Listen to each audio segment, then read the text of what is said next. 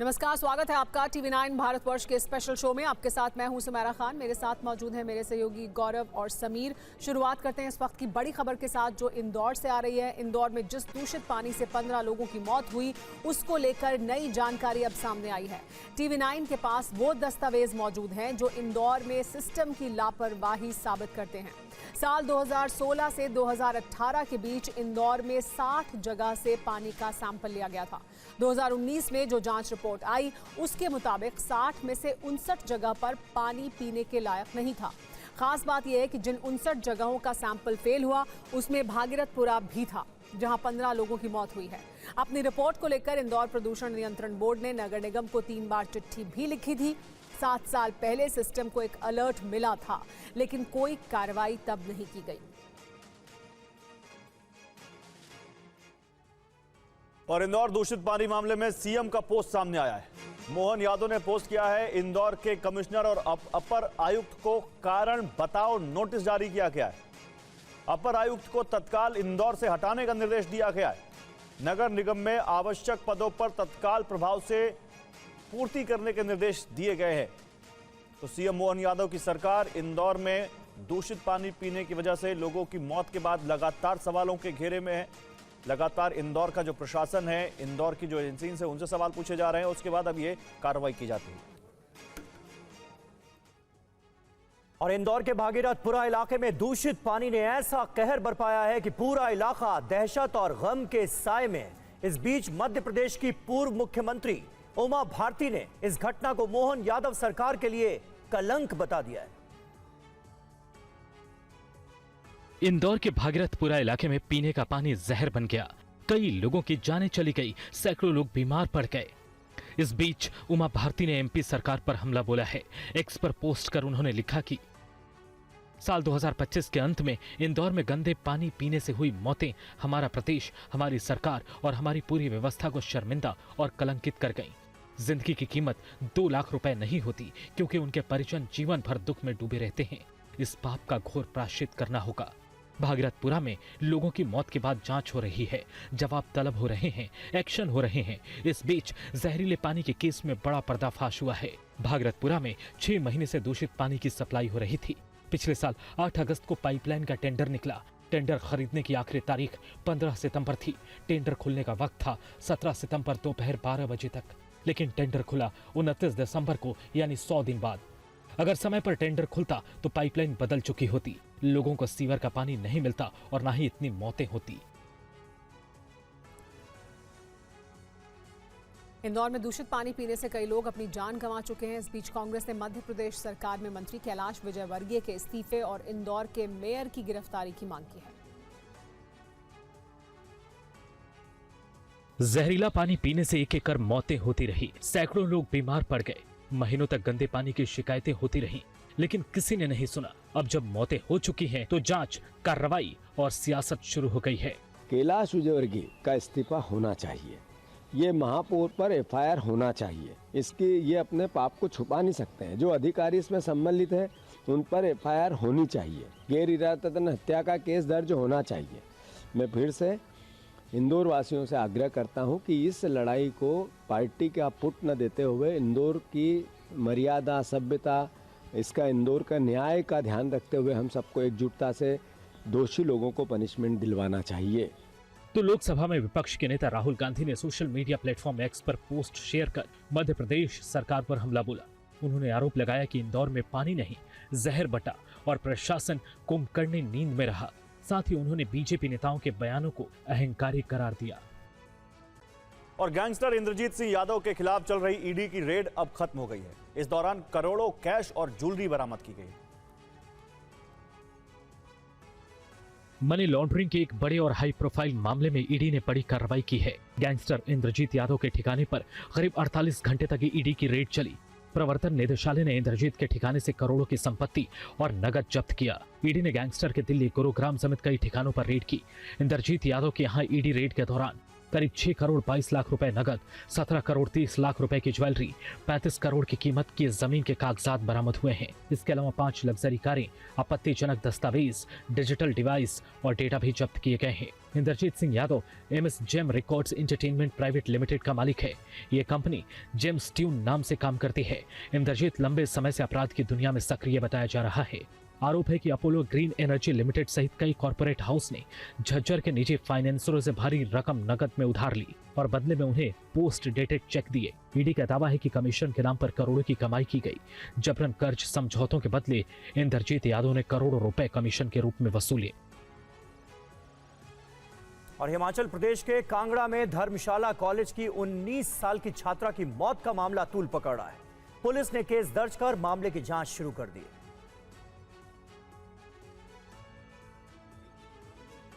धर्मशाला के एक सरकारी कॉलेज की 19 वर्षीय छात्रा की मौत के मामले में पुलिस ने रैगिंग और यौन उत्पीड़न का मामला दर्ज किया है। घटना बीते साल सितंबर 2025 की है, जब छात्रा का मारपीट और उत्पीड़न के बाद अलग अलग अस्पतालों में इलाज कराया गया था, लेकिन हालत में कोई सुधार नहीं हुआ और 26 दिसंबर को उसकी मौत हो गई। लड़की के पिता ने कई लोगों पर आरोप लगाए हैं। बेटी मेरी की कॉलेज में रैगिंग हुई है। उसकी जाति वाती को भी बोलते थे, टूल कास्ट के लिए बोलते थे उसको, एससी की, तेरी एससी कास्ट है बोला, जिसने सरों ने भी हरासमेंट किया और बच्चों ने भी किया उसको, और उसकी रैगिंग भी की। पुलिस के मुताबिक सीएम हेल्पलाइन से जांच के लिए मामला पुलिस थाना धर्मशाला को भेजा गया था। अब पिता की शिकायत पर मामले की जांच जारी है।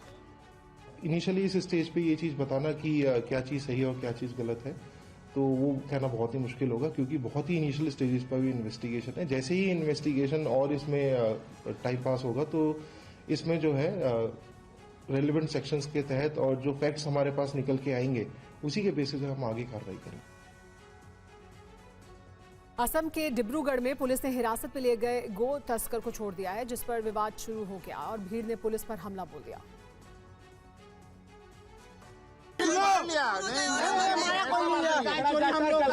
पीट के मार देता कौन जिम्मेदारी, उसे बचाना हमारा काम है कि नहीं। पुलिस के साथ धक्का मुक्की, हंगामा, हथियार लहराते पुलिस वाले। ये हैरान करने वाली तस्वीरें असम के डिब्रूगढ़ की हैं, जहां पुलिस और ग्रामीणों के बीच झड़प हो गई। ये विवाद शुरू हुआ गौ तस्करों को लेकर। दरअसल पुलिस ने गौ तस्कर को हिरासत में लिया था, लेकिन बाद में उसे छोड़ दिया गया, जिस पर ग्रामीण भड़क उठे। पुलिस पर गौ तस्करों की खातिरदारी के आरोप लगे और हंगामा करने लगे। इस दौरान हालात संभालने पहुंचे पुलिसकर्मियों के साथ धक्का मुक्की की गई। तस्वीरों में देखा जा सकता है कि कैसे एक पुलिसकर्मी हथियार लहरा रहा है, लेकिन पास में खड़े लोग उससे धक्का मुक्की करने लगते हैं। इस बीच एक पुलिसकर्मी किसी शख्स को धक्का देते हुए अपनी गाड़ी में बिठाता है। अब दूसरी तस्वीर को देखिए, जिसमें गौ तस्कर पुलिस की गाड़ी में दिख रहा है और बाहर खड़े लोग उसे बाहर निकालने की कोशिश कर रहे। काफी देर तक यह हंगामा चलता रहा। इस दौरान हालात संभालने के लिए पुलिस ने फायरिंग भी की। फिलहाल इलाके में तनाव का माहौल है। और गुरुग्राम में स्कूल प्रिंसिपल विक्रम यादव पर जानलेवा हमला किया गया। रास्ता रोककर युवकों ने उन पर ताबड़तोड़ डंडे बरसाए।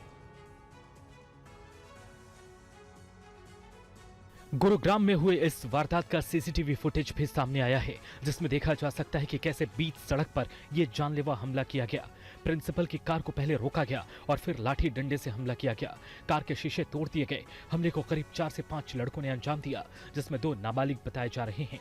पुलिस ने फिलहाल एक नाबालिग के साथ 3 छात्रों को गिरफ्तार किया है। पुलिस मामले की जांच में जुट गई है। मिल रही जानकारी के मुताबिक छात्र विवाद की रंजिश में प्रिंसिपल पर यह हमला किया गया। हरियाणा के गुरुग्राम में पीएम श्री केंद्रीय स्कूल के प्रिंसिपल विक्रम यादव पर हुए हमले का सीसीटीवी अब काफी तेजी से वायरल हो रहा है। दरअसल प्रिंसिपल बाहरी छात्रों और स्कूल के बच्चों में चल रहे झगड़े के बाद कार से घर जा रहे थे, तभी लाठी डंडों से बाहरी स्टूडेंट्स ने उन पर हमला कर दिया। इसमें प्रिंसिपल को काफी चोटें आईं। प्रिंसिपल के साथ स्कूल के गार्ड पर भी हमला किया गया, जिसमें गार्ड भी पूरी तरह घायल हो गया।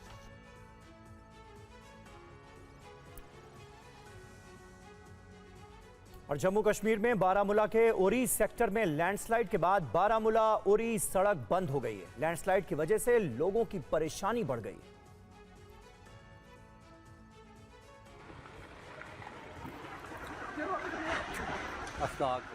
भरभराकर पहाड़ ढहने की तस्वीर जम्मू कश्मीर के बारामूला जिले में उरी रोड की है, जहां से जबरदस्त लैंडस्लाइड का वीडियो सामने आया।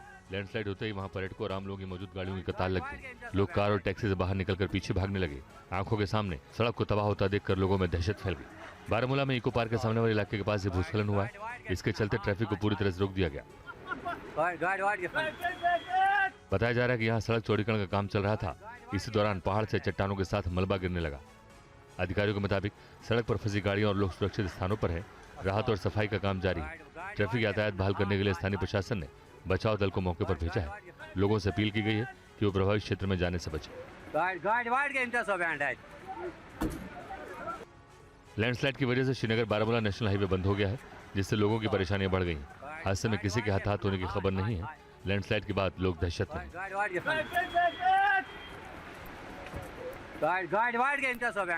जननायक जनता पार्टी के अध्यक्ष अजय सिंह चौटाला एक बयान को लेकर विवादों में है। हरियाणा के महेंद्रगढ़ में एक रैली को संबोधित करते हुए उन्होंने कहा कि भारत में नेपाल, श्रीलंका और बांग्लादेश जैसे आंदोलन की जरूरत है।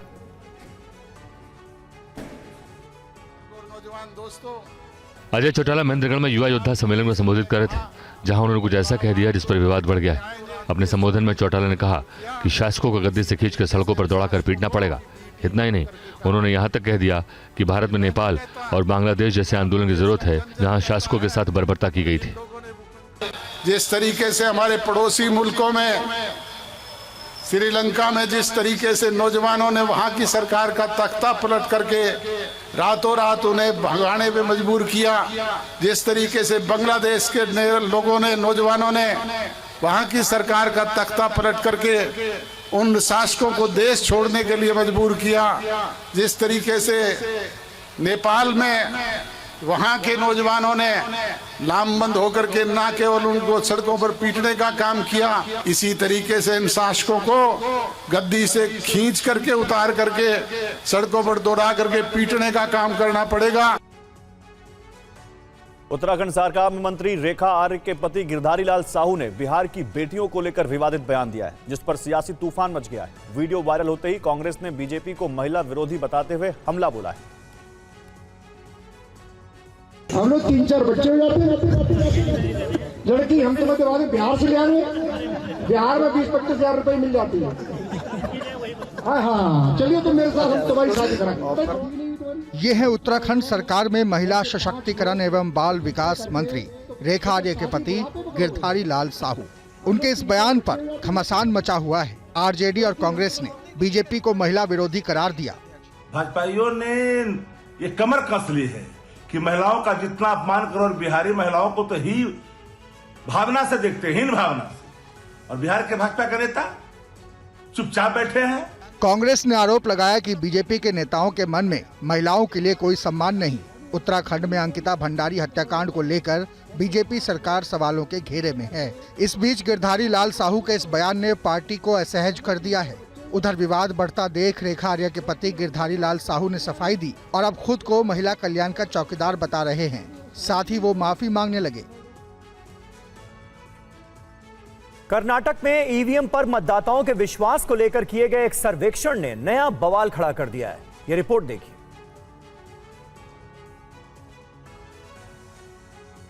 कर्नाटक सरकार की ओर से करवाए गए केएपी सर्वे में 5100 मतदाताओं ने हिस्सा लिया।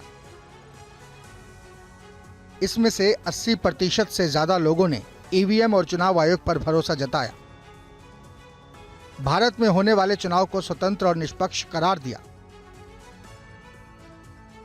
बीजेपी ने सर्वे की रिपोर्ट को लेकर राहुल गांधी पर हमला बोला। 84%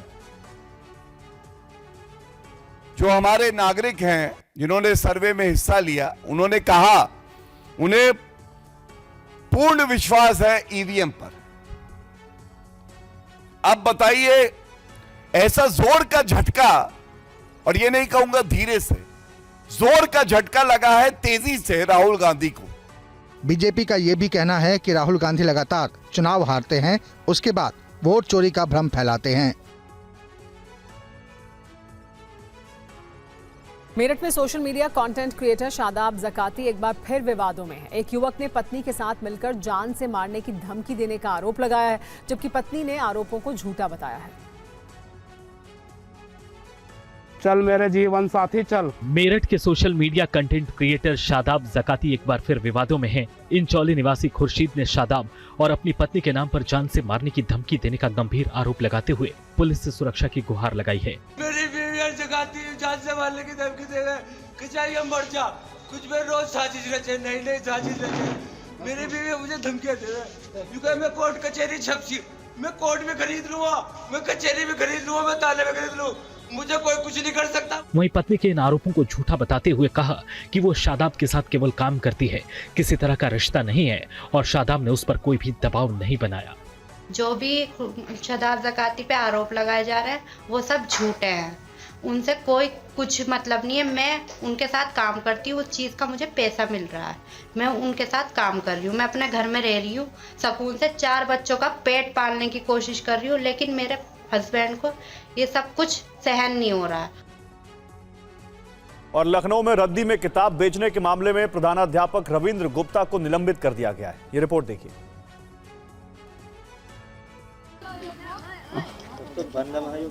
कबाड़ वाले का यह वीडियो काफी तेजी से वायरल हुआ था। वायरल वीडियो में देखा जा सकता है कि किताब को रद्दी के भाव बेच दिया गया। किसी ने वीडियो बनाकर इसे सोशल मीडिया पर वायरल कर दिया। वीडियो वायरल होने के बाद प्रशासन हरकत में आई, मामले की जांच की गई और फिर रद्दी में किताब बेचने के मामले में प्रधानाध्यापक रविंद्र गुप्ता को निलंबित कर दिया गया।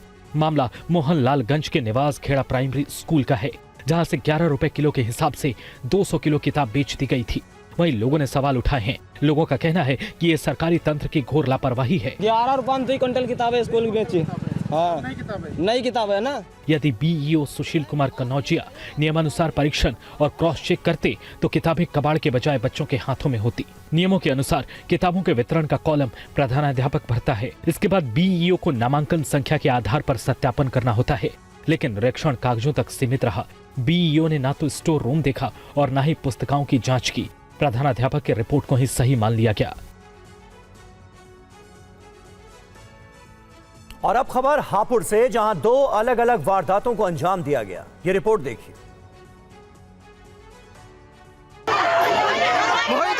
वीडियो हापुड़ के कठीखेड़ा इलाके की है, जहां आज सुबह मामूली बात पर 2 पक्षों में जमकर पथराव हुआ। उपले चोरी के आरोप को लेकर 2 पक्ष आमने सामने आ गए। इस दौरान हुई मारपीट में 6 लोग घायल हो गए। मारपीट के दौरान जमकर पत्थरबाजी भी की गई। घटना की सूचना मिलते ही पुलिस मौके पर पहुंची और स्थिति को नियंत्रित किया। पुलिस ने तत्काल मामले की जांच शुरू कर दी है। घायलों को इलाज के लिए अस्पताल में भर्ती कराया गया है। पुलिस ने दोनों पक्षों से पूछताछ की है और आगे की कार्रवाई की जा रही है। पुलिस ने शांति व्यवस्था बनाए रखने के लिए अतिरिक्त बल तैनात किया है। वीडियो के आधार पर मारपीट करने वालों की पहचान की जा रही है। वहीं हापुड़ के बाबूगढ़ इलाके में फायरिंग की इस घटना को अंजाम दिया गया, जिसका सीसीटीवी फुटेज भी सामने आया है। कार सवार बदमाशों ने कई राउंड फायरिंग की। कहा जा रहा है कि पुराने विवाद को लेकर आपसी रंजिश थी, जिसके बाद इस घर के पास कार सवार बदमाश पहुंच गए और बेखौफ बदमाश फायरिंग कर फरार हो गए। पुलिस मामले की जांच में जुट गई है। संभावित आतंकी हमलों की आशंका को देखते हुए जम्मू कश्मीर पुलिस और एनएसजी संवेदनशील इलाकों में संयुक्त अभियान चला रही है। अभियान का मकसद सुरक्षा बलों की जमीनी तैयारियों का आकलन करना है।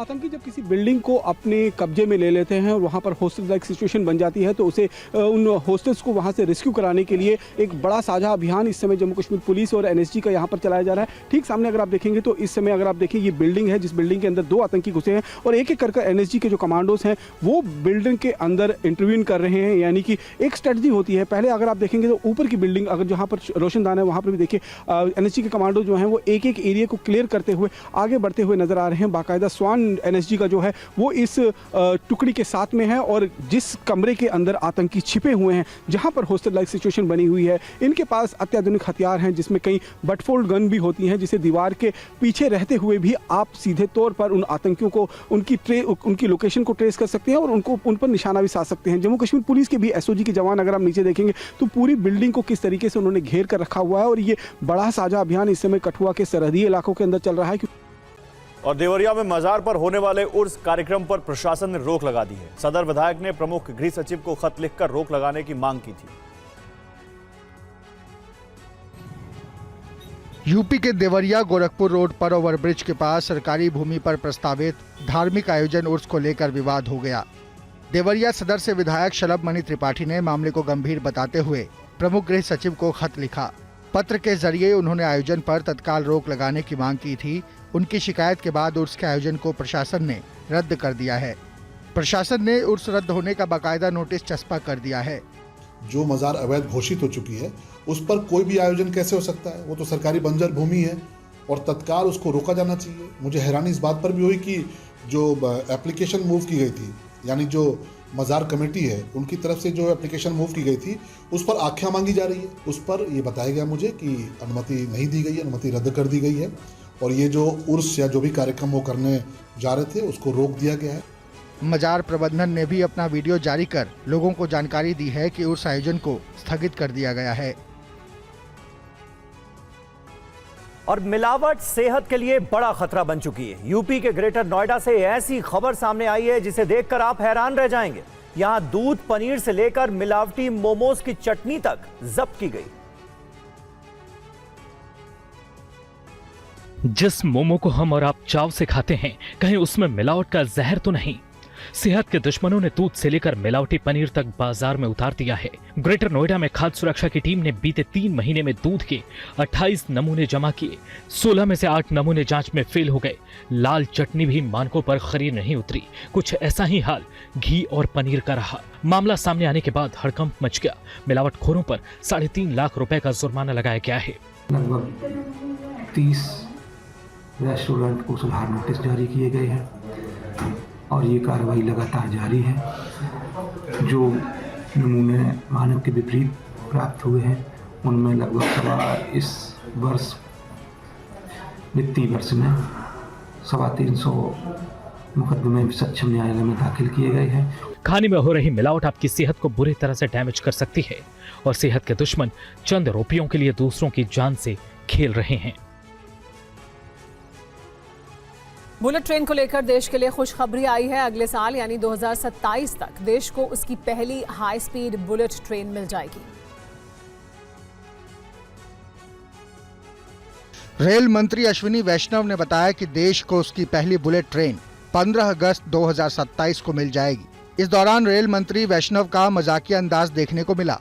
उन्होंने कहा कि बुलेट ट्रेन का टिकट खरीद लीजिए, अगले साल बुलेट ट्रेन भी आ जाएगी। Bullet train station construction site का पीएम मोदी ने दौरा किया था। 16 नवंबर 2025 को प्रधानमंत्री नरेंद्र मोदी ने सूरत के under construction bullet train station का दौरा किया था। उन्होंने इस दौरान Mumbai Ahmedabad high speed rail corridor की समीक्षा की थी। PM Modi bullet train station निर्माण में लगे कर्मचारियों से भी मिले थे। आज रेल मंत्री ने बुलेट ट्रेन परियोजना को लेकर विस्तृत जानकारी भी साझा किया। ये कंप्लीट इसका अलाइनमेंट आपने कई बार जानकारी रही होगी। ओवरऑल इसमें 12 स्टेशन हैं। मुंबई, ठाणे, विरार, बोईसर, ये हो गए महाराष्ट्र में। वापी, बिलिमोरा, सूरत, भरूच, बड़ौदा, आनंद, अहमदाबाद और साबरमती। साबरमती टर्मिनल स्टेशन है, मुंबई टर्मिनल स्टेशन है। भारतीय सेना रैमजेट तकनीक से लैस 155 मिलीमीटर आर्टिलरी शेल तैनात कर रही है, जो दुनिया में एक मिसाल है। भारतीय सेना जल्द ही एक ऐसा कदम उठाने जा रही है जो दुनिया के सैन्य इतिहास में मिसाल बनेगा। सूत्रों के मुताबिक सेना रैमजेट तकनीक से लैस 155 मिलीमीटर आर्टिलरी शेल को तैनात करने की तैयारी में है।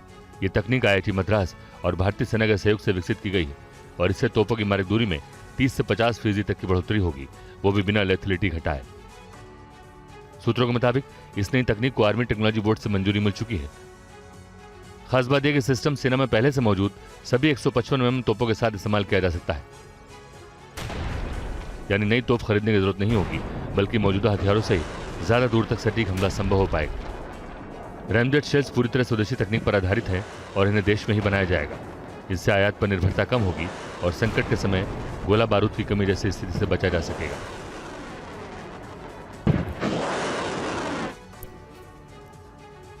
हरियाणा के फरीदाबाद में एक कार डिवाइडर से टकरा गई। हादसे में एक युवक की मौत हो गई जबकि 4 लोग घायल हुए।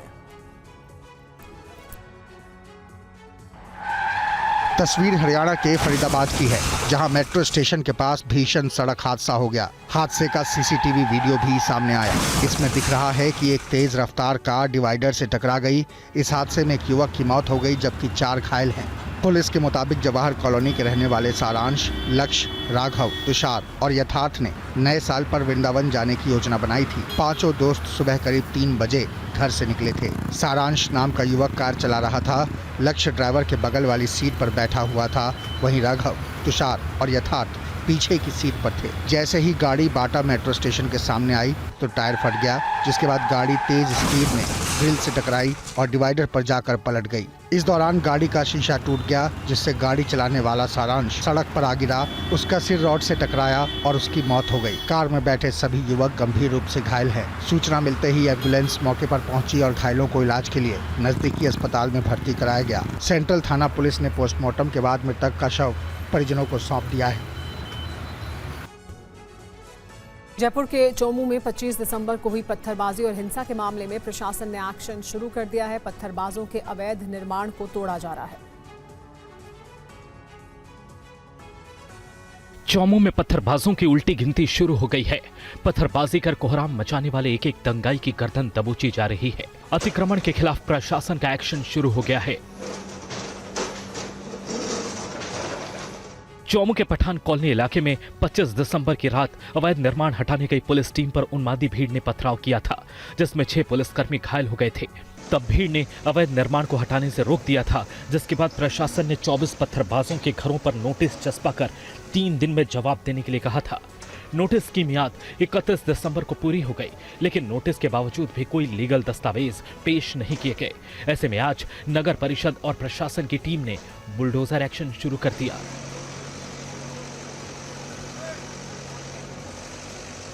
अवैध निर्माण को तोड़ा जा रहा है। हालात ना बिगड़े, इसके लिए सुरक्षा के पुख्ता इंतजाम किए गए हैं। पुलिस पर पत्थरबाजी मामले में अभी तक 19 अभियुक्तों की गिरफ्तारी हुई है और 15 अभियुक्त अभी भी फरार हैं, जिनकी तलाश की जा रही है। तो जयपुर के चौमू में पत्थरबाजों के खिलाफ बुलडोजर एक्शन जारी है। एक एक कर अवैध निर्माण को तोड़ा जा रहा है।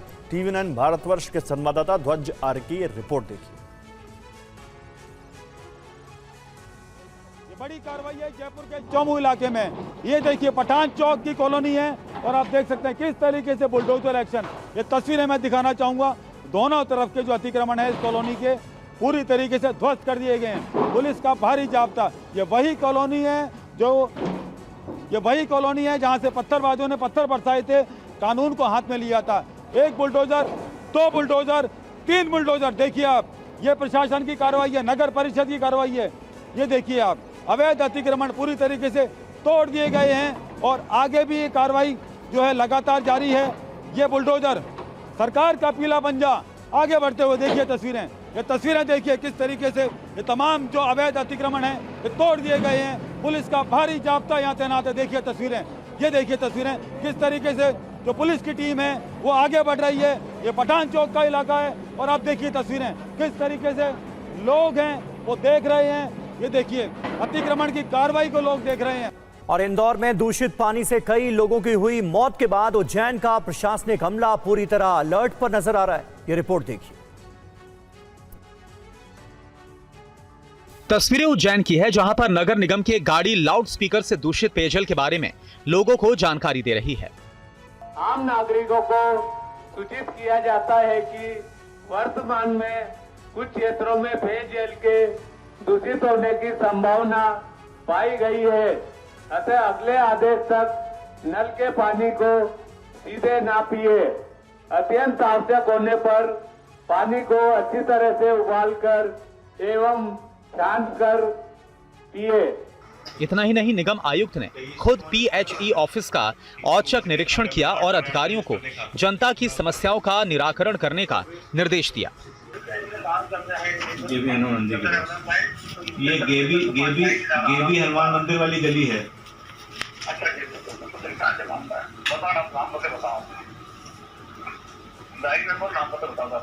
इसको मतलब कितने दिन में हल हो जाएगा? प्रयागराज के मऊ आइमा में एक युवती ने एक तरफा प्यार में बिजली के टावर पर चढ़कर हंगामा किया। उसने शादी न होने पर आत्महत्या की धमकी दी, जिससे गांव में दहशत फैल गई।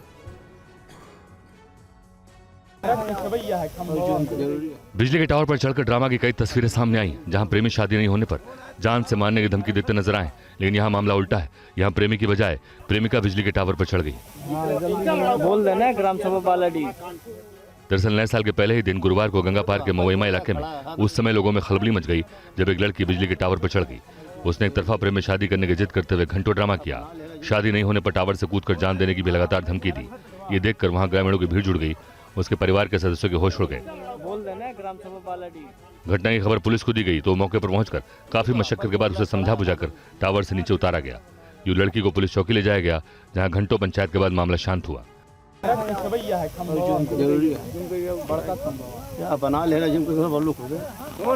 बताया जाता है कि लड़की गांव के एक युवक से एक तरफा प्रेम करती है। दोनों एक जाति के नहीं है, जिसकी वजह से दोनों के परिजन शादी करने से इनकार कर रहे थे, जिससे नाराज प्रेमिका बिजली के टावर पर चढ़ गई और प्रेमी से शादी की जिद बढ़ गई। मध्य प्रदेश के जबलपुर में अवैध शराब के खिलाफ ग्रामीणों में जबरदस्त गुस्सा नजर आ रहा है। महिलाओं ने प्रशासन के खिलाफ जमकर नारेबाजी की। जबलपुर के सिहोरा थाना के खमरिया, खिरवा और बरगी गांव की महिलाओं ने अवैध शराब के खिलाफ मोर्चा खोलते हुए आज चंडी का रूप धारण कर लिया। लंबे समय से गांव में बिक रही अवैध शराब से त्रस्त महिलाओं ने न केवल शराब बेचने वाले को रंगे हाथों पकड़ा, बल्कि बरामद शराब को सड़क पर बहाकर विरोध प्रदर्शन किया। महिलाओं ने साफ चेतावनी दी है कि यदि पुलिस और आबकारी विभाग ने अब भी ठोस कार्रवाई नहीं की तो जिला मुख्यालय पर उग्र आंदोलन करेंगी। आपको बता दें कि मध्य प्रदेश में जबलपुर के बाबा टोला और सिंधी कैंप इलाके में शराब ने ऐसा कहर बरपाया कि 6 माह के अंदर शराब पीने से 19 लोगों की मौत हो गई। स्थानीय लोगों का आरोप है कि इलाके में 10, 20 और 50 रुपए के पाउच में अवैध शराब धड़ल्ले से बिक रही है। सरकारी शराब दुकान के अलावा घर घर में अवैध शराब उपलब्ध है। जो शराब था उसको नष्ट किया गया है, फिर भी उसमें हम इसको एक सान्हा जांच में रखे हुए हैं और इसमें जांच करने की कौन वह व्यक्ति था, कहां ले जा रहा था, और इसमें निश्चित रूप से आगे जांच किया जाकर वैधानिक कार्रवाई सुनिश्चित की जाएगी। और उत्तर प्रदेश के अलीगढ़ में मामूली विवाद ने हिंसक रूप अख्तियार कर लिया, जिसका वीडियो भी सामने आया है। ये रिपोर्ट देखिए।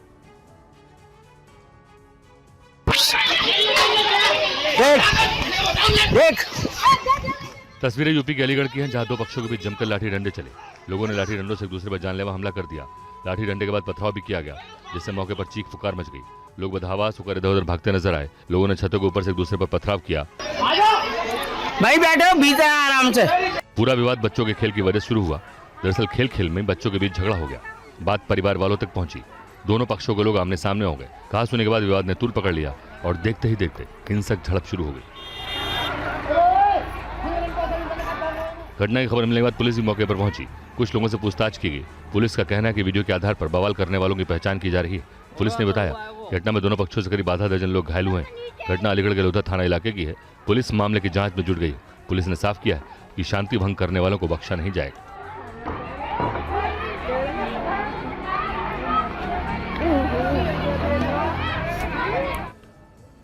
यूपी के कन्नौज के एक अस्पताल में कर्मचारियों ने पैसों के विवाद में ऑपरेशन थिएटर में लड़ाई शुरू कर दी। घटना का वीडियो अब वायरल है।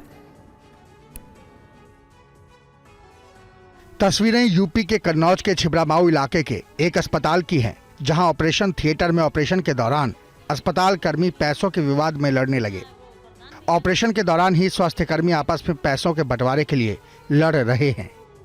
वीडियो ने यह भी उजागर किया है कि मरीजों का इलाज उनकी जान को जोखिम में डालकर किया जा रहा है। आरोप ये भी लगाया गया है कि ओटी में अस्पताल के स्टाफ के बजाय बाहर के स्टाफ से ऑपरेशन करवाया जाता है। वीडियो में ऑपरेशन थिएटर में बिना मास्क और बिना यूनिफॉर्म के ओटी के अंदर के प्रोटोकॉल की धज्जियां भी उड़ती दिख रही हैं। पता ये भी चला है कि बिना सर्जन महिला का ऑपरेशन होने का वीडियो बनाने के बाद स्वास्थ्यकर्मी ने इसकी लिखित शिकायत सीएमएस से की थी, लेकिन उन्होंने कार्रवाई करने की बजाय इस स्वास्थ्यकर्मी को ड्यूटी इमरजेंसी ओटी से हटा दिया। इसके बाद मामला बिगड़ा और स्वास्थ्यकर्मी ने वीडियो को वायरल कर दिया। रायबरेली में बैंक ऑफ बड़ौदा की मुख्य शाखा से जाली दस्तावेजों के सहारे 48 लोगों ने करीब 9 करोड़ 2 लाख रुपए का लोन ले लिया। मुख्य प्रबंधक की तहरीर पर एफआईआर दर्ज हुई है। उत्तर प्रदेश के रायबरेली में बैंक ऑफ बड़ौदा की मुख्य शाखा से जाली दस्तावेजों के सहारे 9 करोड़ रुपए का लोन लेने का मामला सामने आया है। मुख्य प्रबंधक की शिकायत पर 48 आवेदकों के खिलाफ एफआईआर दर्ज की गई है। पुलिस जांच में बैंक कर्मचारियों की भूमिका भी खंगाली जा रही है। जानकारी के मुताबिक जाली दस्तावेजों के जरिए बैंक ऑफ बड़ौदा की शाखा से 9 करोड़ रुपए का लोन लिया गया था। मामले का खुलासा होने पर मुख्य प्रबंधक मुकेश ने सदर कोतवाली में सोमवार की देर शाम 48 ऋण आवेदकों के खिलाफ शिकायत दर्ज कराई है। जिस तरह जाली दस्तावेजों के जरिए बैंक से आसानी से लोन हासिल कर लिया गया, उससे आशंका है कि इस खेल में बैंक अफसरों और कर्मचारी भी शामिल हो सकते हैं। बताया जा रहा है कि 2024 और 2025 में ये फर्जीवाड़ा किया गया है। देखिए, बैंक ऑफ बड़ौदा में एक बड़ा फ्रॉड हुआ है लोन के नाम पर, जिसमें फर्जी दस्तावेज लगाकर अपनी पहचान छुपाकर, ऐसा मुख्य शाखा प्रबंधक ने आरोप लगाया है। पुलिस को कंप्लेन दिया है कि कुछ लोगों ने अपनी पहचान छुपा के फर्जी तरीके से व्यक्तिगत लोन लिया है, जिसमें 48 लोगों के खिलाफ एफआईआर दर्ज हुआ है। और हमीरपुर में तेज रफ्तार ट्रक ने पहले एक ऑटो रिक्शा को टक्कर मार दी। ऑटो रिक्शा ट्रक के पिछले हिस्से में फंस गया, पर ट्रक चालक ने ब्रेक मारने के बजाय रफ्तार बढ़ा दी। हमीरपुर में दिल दहला देने वाली घटना का वीडियो सामने आया, जिसमें देखा जा सकता है कि टक्कर के बाद ऑटो के पुर्जे उड़ते हैं।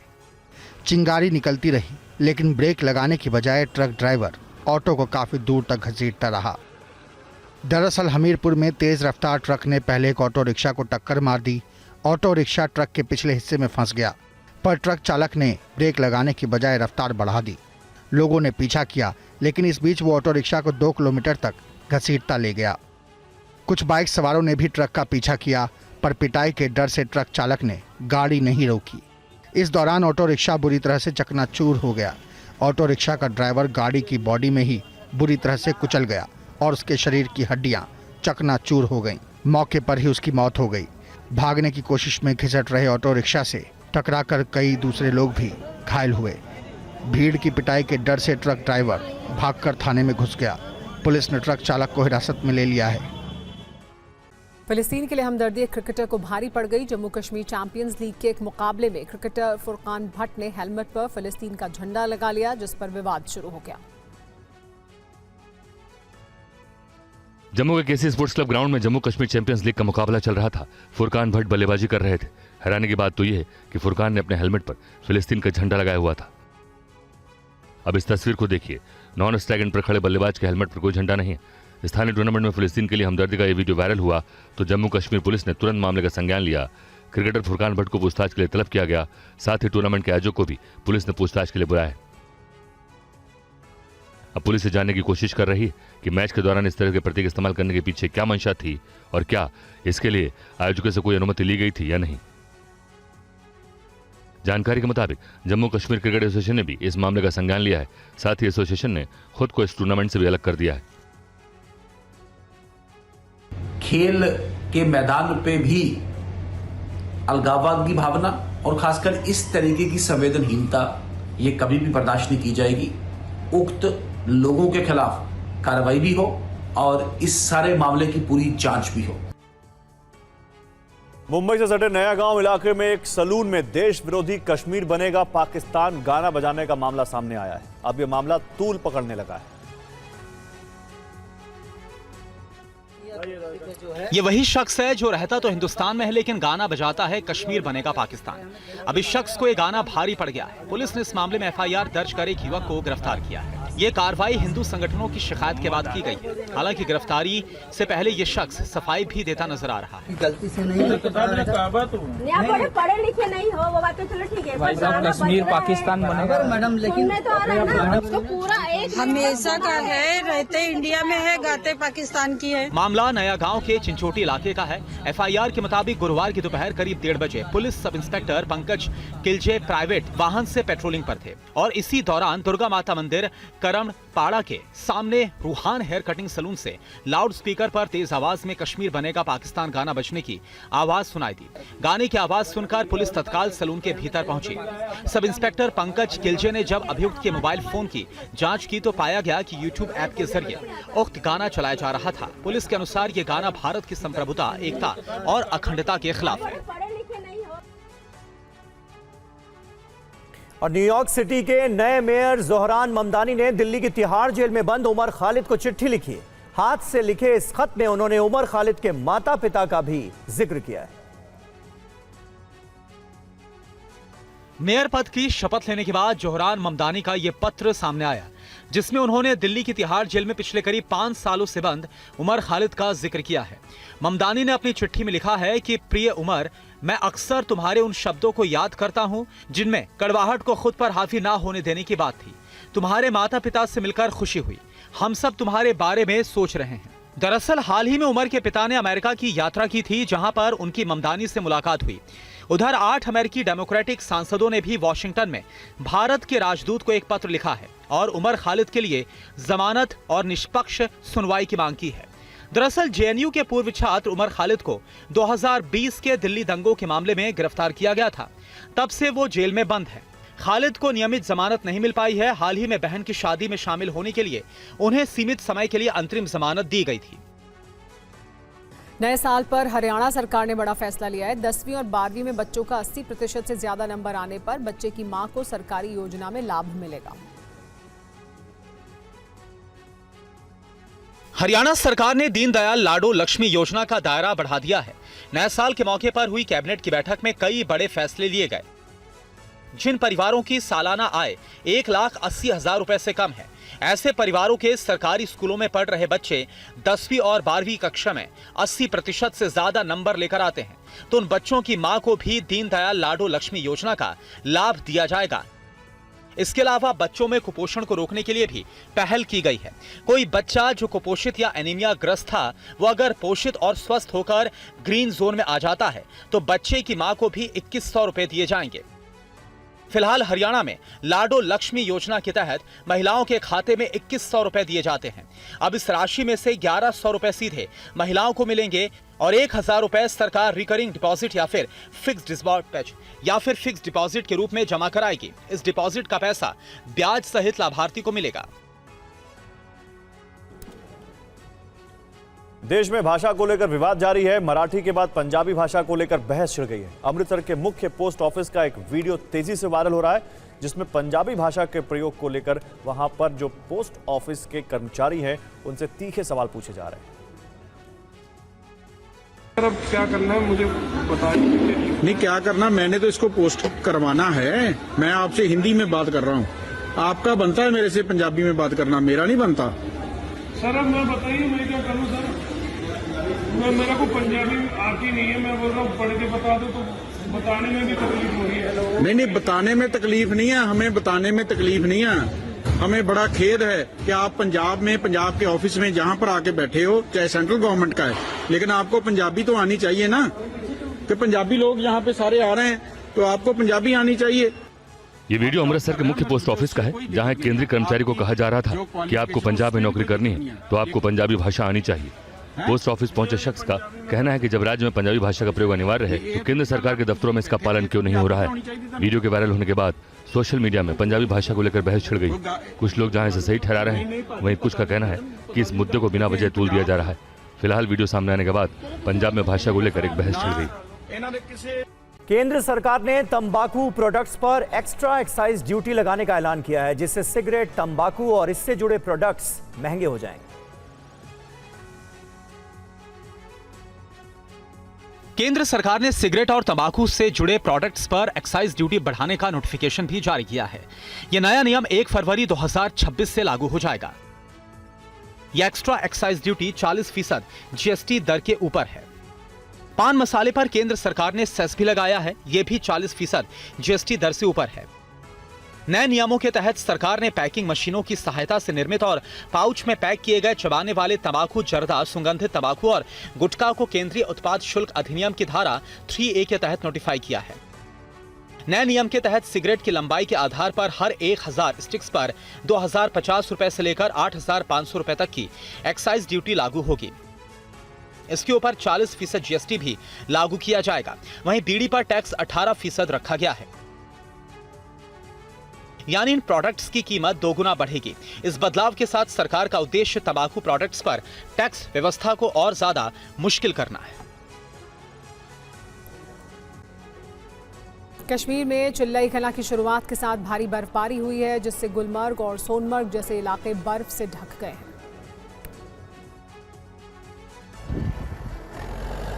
कश्मीर में बर्फबारी और बारिश के साथ 40 दिन की कठोर ठंड चिल्लई कला की शुरुआत हो गई। घाटी के मैदानी इलाकों में हल्की बर्फबारी हुई, जबकि गुलमर्ग और सोनमर्ग जैसे ऊंचे इलाकों में भारी बर्फबारी हुई है। तस्वीरों से यह अंदाजा लगाया जा सकता है कि घाटी में किस कदर बर्फ गिरी है। हर तरफ बर्फ की सफेद चादर नजर आ रही है, सड़कें बर्फ से ढक गई। श्रीनगर लेह राष्ट्रीय राजमार्ग के अलावा जम्मू के पुंछ से कश्मीर को जोड़ने वाले मुगल रोड के अलावा कई संपर्क मार्ग बर्फबारी की वजह से बंद हो गए। खराब मौसम के कारण जम्मू और श्रीनगर हवाई अड्डों पर 23 विमान उड़ान नहीं भर सके। वहीं मौसम विभाग के मुताबिक पहाड़ों से मैदान तक शीतलहर का प्रकोप रहेगा। हिमाचल उत्तराखंड में बारिश और बर्फबारी की चेतावनी है, तो जम्मू कश्मीर के ज्यादातर इलाकों में बर्फबारी का अनुमान है, यानी तापमान में गिरावट की वजह से ठंड प्रचंड होगी। हालांकि बर्फबारी होने से सैलानियों की मौज हो गई, वो इस बर्फबारी का पूरा आनंद ले रहे हैं। उधर बांग्लादेश में लगातार हालात बिगड़ते जा रहे हैं। मेमनसिंह जिले में एक एम्बुलेंस में जोरदार धमाका हुआ, जिसमें कई लोग घायल हो गए। बांग्लादेश में एक तरफ अल्पसंख्यकों को निशाना बनाया जा रहा है, वहीं दूसरी तरफ एक के बाद एक बम धमाके हो रहे हैं। ये तस्वीर मेमनसिंह जिले की है, जहां एक एम्बुलेंस में जोरदार धमाका हुआ। इस तस्वीर को देखिए। गली से रिकॉर्ड किए गए वीडियो में दिख रहा है कि सड़क किनारे एम्बुलेंस में आग लग गई। कुछ लोग उसे दूर से देख रहे थे। गाड़ियों की आवाजाही है, तभी जोरदार धमाका होता है और अफरा तफरी मच जाती है। इस धमाके में कई लोग गंभीर रूप से घायल हो गए। फिलहाल ये साफ नहीं हो पाया है कि ये धमाका हुआ कैसे और इसके पीछे कोई साजिश थी या नहीं। बांग्लादेश में तख्ता पलट के बाद से ही हालात बिगड़े हुए हैं। पिछले दिनों उस्मान हादी की मौत के बाद जबरदस्त हिंसा भड़की थी। उसी दौरान ढाका में बम ब्लास्ट भी हुआ था। उसके बाद मेमनसिंह जिले में हुए इस धमाके से दहशत का माहौल है। यूनुस सरकार के लिए कानून व्यवस्था संभालना मुश्किल हो रहा है और ये सब कुछ तब हो रहा है जब बांग्लादेश में चुनाव की घोषणा हो चुकी है। दुनिया की सबसे तेज दौड़ती अर्थव्यवस्था ने अंतर्राष्ट्रीय निवेशकों के लिए शानदार अवसर पैदा किए हैं। यही वजह है कि 2025 में एफडीआई में खासी वृद्धि देखने को मिली। अप्रैल से अक्टूबर 2025 के बीच एफडीआई लगभग दोगुना हो गया है। ये रिपोर्ट देखिए। सरकार की इन्वेस्टर फ्रेंडली नीति और मजबूत आर्थिक इंडिकेटर ने विदेशी निवेशकों को भारत में निवेश के लिए प्रेरित किया है। एफडीआई यानी प्रत्यक्ष विदेशी निवेश में लगातार बढ़ोतरी इसका प्रमाण है। रिजर्व बैंक की ताजा रिपोर्ट के मुताबिक अप्रैल से अक्टूबर 2025 के बीच भारत में शुद्ध एफडीआई 6.2 बिलियन डॉलर रहा, जो 2024 की इस अवधि में 3.3 बिलियन डॉलर था। अप्रैल से अक्टूबर 2025 के बीच कुल एफडीआई 58.3 बिलियन डॉलर रहा, जो 2024 में इस अवधि में 50.5 बिलियन डॉलर था। भारत में कुल एफडीआई के 70% से ज्यादा सिंगापुर, मॉरिशस और अमेरिका से आया। अप्रैल अक्टूबर 2025 के दौरान रिपैट्रिएशन की 33.2 बिलियन डॉलर से घटकर 31.65 बिलियन डॉलर हो गया, जबकि आउटवर्ड एफडीआई बढ़कर 4.06 बिलियन डॉलर से 20.5 बिलियन डॉलर हो गया। कुल एफडीआई का 60% वित्तीय सेवा, मैन्युफैक्चरिंग, इलेक्ट्रिसिटी और कम्युनिकेशन सर्विसेज से आया। आउटवर्ड एफडीआई के सोर्स सिंगापुर, अमेरिका और यूएई रहे।